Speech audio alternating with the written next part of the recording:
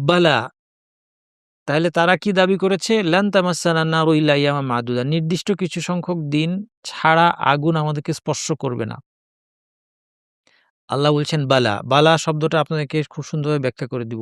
বালা শব্দটা আরবিতে আসে, এই আয়াতের অর্থ ব্যাখ্যা করার আগে বালা শব্দটা ব্যাখ্যা করতে হবে। আপনার কোরআন বুঝতে সহায়তা হবে। এবং কারণ অনেকখানে আপনি অনুবাদে পাবেন হা। আমার মতে এটার অনুবাদ হবে না। আমি কারণটা বুঝিয়ে দিচ্ছি আপনাদেরকে। বালা শব্দটা হচ্ছে নেগেটিভ সেন্টেন্সকে নেগেট করার জন্য আসে। নেগেটিভ সেন্টেন্স খেয়াল করেন, নাবাচক কোনো বাক্যকে নেগেট করলে কি হবে? আমরা জানি ডাবল নেগেটিভ। নেগেটিভে পজিটিভ হয়ে যায়। তাহলে বাক্যটা হ্যাঁ-বাচক হয়ে যাবে। যেমন আল্লাহ সুবহানাহু ওয়া তাআলা যখন প্রশ্ন করছেন, আলাস্তু বিরাব্বিকুম, আমি কি তোমাদের রব নই? আমাদেরকে উত্তর দিতে হবে বালা। মানে না, আপনি রব নন এটা ঠিক না, আপনি আমাদের রব। ডাবল নেগেটিভ হয়ে পজিটিভ হয় অর্থটা। সেই হিসেবে কেউ বলতে পারে যে হ্যাঁ, আপনি আমাদের রব। এভাবে অনুবাদ করলেও এটা ভুল বলব না আমি।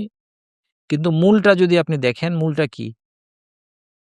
আরবিতে ২ টা শব্দ আছে। একটা হচ্ছে বালা, একটা হচ্ছে নাআম। আলাস্তু বিরাব্বিকুম, আমি কি তোমাদের রব নই? আপনি যদি বলেন নাআম, তাহলে ভুল হয়ে মারাত্মক ভুল হয়ে যাবে। নাআম বললে অর্থ হয়ে যাবে আপনি আমাদের রব নন। আপনাকে বলতে হবে বালা। শিক্ষক অনেক সময় বলে না পড়া বোঝাতে, বোঝাতে আলাইসা কাযালিক, মানে বিষয়টা কি এরকম না? জিজ্ঞেস করছে অথবা বক্তা যে তাই না? তাই না? এরকম না বিষয়টা? তখন আরবি নিয়মে উত্তর দিতে হবে বালা। হ্যাঁ, বিষয়টা এরকমই। অর্থাৎ বিষয়টা এরকম না, এই কথাটা ঠিক না। আচ্ছা, এখন দেখেন তারা বলেছে একটা নেগেটিভ সেন্টেন্স, লান তামাসসানা নারু ইল্লা আইয়ামান মাদুদা। এই যে লানটা হচ্ছে নেগেটিভ, যে কখনোই আগুন আমাদের স্পর্শ করবে না। শুধুমাত্র করলে ৪০ দিন স্পর্শ করবে বা অল্প কিছুদিন, নির্দিষ্ট দিন। বালা বলে এটাকে নেগেট করে দেওয়া হলো। মানে এটা ঠিক না। তার মানে আগুন তোমাদেরকে চিরকাল তোমরা আগুনেই থাকবে। এই হচ্ছে অর্থ। এইজন্য না, মানে তোমাদের কথা ঠিক না। তোমরা যেটা দাবি করছো সেটা ঠিক না। মান কাসাবা সাইয়্যাতান, যে পাপ কামাই করবে, কাসাবা মানে কামাই করা, সাইয়্যাতান পাপ, ওয়া আহাতাত, আহাতা মানে ঘিরে ফেলা। আহাতাত আসছে কারণ সাইয়্যা শব্দটা গোলতা আছে, ফেমিনিন। আহাতাত বিহি, তাকে ঘিরে ফেলবে। খাতিআতুহু, খাতিআ মানেও পাপ। যদি সাধারণভাবে সাইয়্যা এবং খাতিআ ২ টা শব্দ রং করেছি কেন?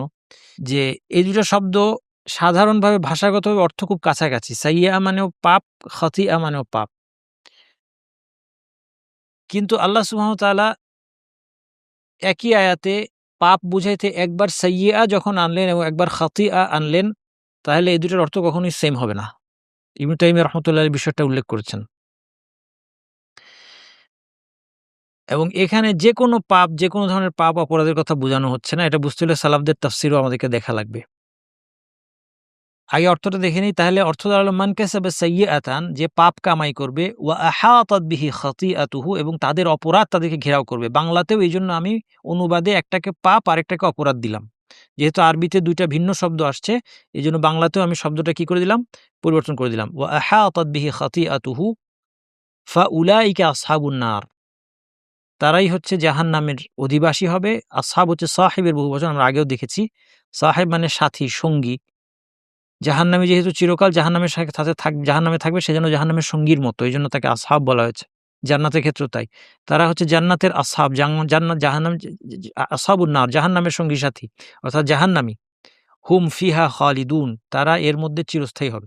এই আয়াতে পাপ বা সাইয়্যা, ১ম যে শব্দটা দেখেন, সাইয়্যা বলতে অধিকাংশের মতে শিরক বা কুফর জাতীয় ঈমান বিনষ্টকারী বিষয়কে বোঝানো হয়েছে।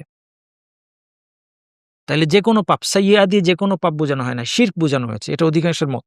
অথবা কুফর, যেটা ঈমানকে নষ্ট করে দেয়, ইসলাম থেকে বের করে দেয়। অপরাধ বলতে কবিরা গুনাহ তথা বড়, বড় গুনাহকে বোঝানো হয়েছে। খাতিআ বলতে বড়, বড় অপরাধ বোঝানো হয়েছে। সালাফদের তাফসীর দেখলে আপনারা পেয়ে যাবেন সেখানে। অপরাধের দ্বারা পরিবেশিত হওয়ার অর্থ হলো তওবা না করেই শিরক বা কুফরিতে লিপ্ত অবস্থায় মৃত্যুবরণ করা। অর্থাৎ একটা মানুষ যখন শিরক বা কুফরিতে লিপ্ত হয় এবং তার আরো কি আছে? এটা হচ্ছে তার সাইয়্যা, এবং তার আরো খাতিআ আছে। তার আরো অনেক ধরনের বড়, বড় পাপ কাজ আছে। কিন্তু যখন আহাতাত বিহি খাতিআতুহু, তার অপরাধগুলো তাকে ঘিরে ফেলে কখন? যখন এই শিরক করার পরে সে তওবা না করেই মারা যায়। কারণ এই ক্ষেত্রে ফলাফল কি হবে?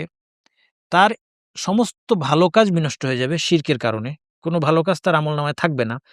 এবং তার যে খতিআগুলো আছে, অপরাধগুলো বড়, বড় এগুলো অমার্জিত থেকে যাবে। এটা আর ক্ষমার কোনো সুযোগ নাই। ফলে সে জাহান্নামে কঠিন শাস্তিতে চিরস্থায়ী হওয়া অনিবার্য। এটা হচ্ছে এই আয়াতের অর্থ সম্পর্কে সবচেয়ে শক্তিশালী মত। এবং একটা মত। আরেকটা মত বলব সেটাও যথেষ্ট শক্তিশালী, কিন্তু এটা হচ্ছে সবচেয়ে শক্তিশালী এবং obvious মত। অর্থাৎ তাইলে এই আয়াতে কি বলা হচ্ছে? আবার আমরা আয়াতটা দেখি। বালা অর্থাৎ এর আগে ইহুদিরা যে দাবিটা করেছে এটা ঠিক না, যে তারা মাত্র ৪০ দিন ৭ দিন জাহান্নামে থাকবে, না এটা ঠিক না। এরপর আল্লাহ একটা জেনারেল প্রিন্সিপাল বলে দিচ্ছেন কেন ঠিক না, এবং এটি ইহুদি এবং ইহুদি নয় যারা সবার জন্য প্রযোজ্য। কি? মান কাসাবা সাইয়্যাতান, যে পাপ করবে, এখানে যে কোনো পাপ বোঝানো হয় না, শিরকি কুফরি কাজ, ঈমান বিনষ্টকারী কাজ করবে। ওয়া আহাতাত বিহি খাতিআতুহু, এবং তার তো আরো অপরাধ আছেই, কোনো সন্দেহ নাই। সেই অপরাধগুলোর অবস্থা কি? আহাতাত বিহি, সেই অপরাধগুলো তাকে ঘিরে ফেলেছে। কেন ঘিরে ফেলেছে? কারণ সে শিরক করার পর তওবা না করে মারা গিয়েছে। ফাউলাইকা আসহাবুন নার হুম ফিহা খালিদুন, তারা জাহান্নামী, জাহান্নামে চিরস্থায়ী হবে।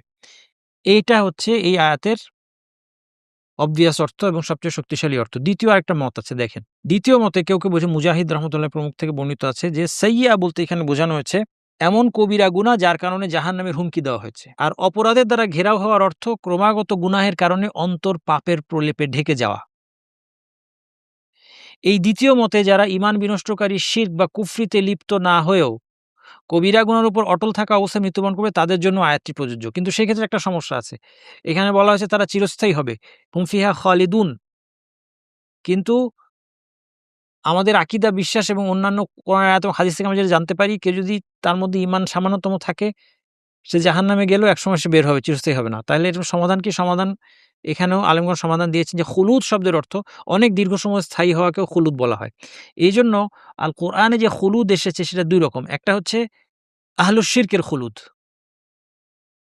শিরকে লিপ্ত অবস্থায় মৃত্যুবরণকারীদের যে খুলুদ অর্থাৎ দীর্ঘস্থায়ী হওয়া, সেটা হচ্ছে খালিদিনা ফিহা আবাদা। সেটা হচ্ছে তারা একেবারে চিরকালের জন্য স্থায়ী হয়ে যাবে।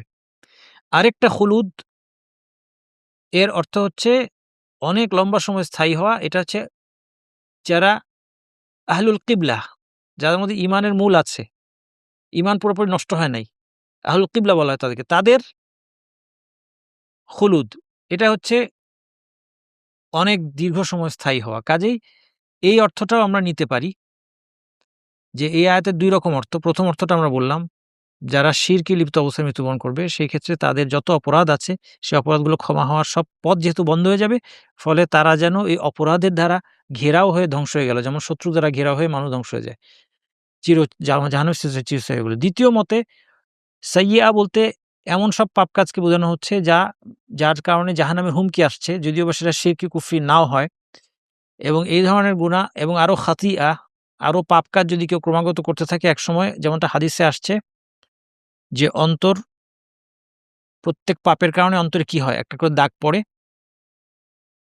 এবং সে যদি তওবা করে দেয় তাহলে সেই দাগটা মুছে গিয়ে অন্তর পরিচ্ছন্ন হয়ে যায়, নতুবা দাগ পড়তে থাকে, পড়তে একসময় সম্পূর্ণ অন্তরকে আচ্ছন্ন করে ফেলে। তাহলে এই অবস্থাটার কথা এই আয়াতে বলা হচ্ছে।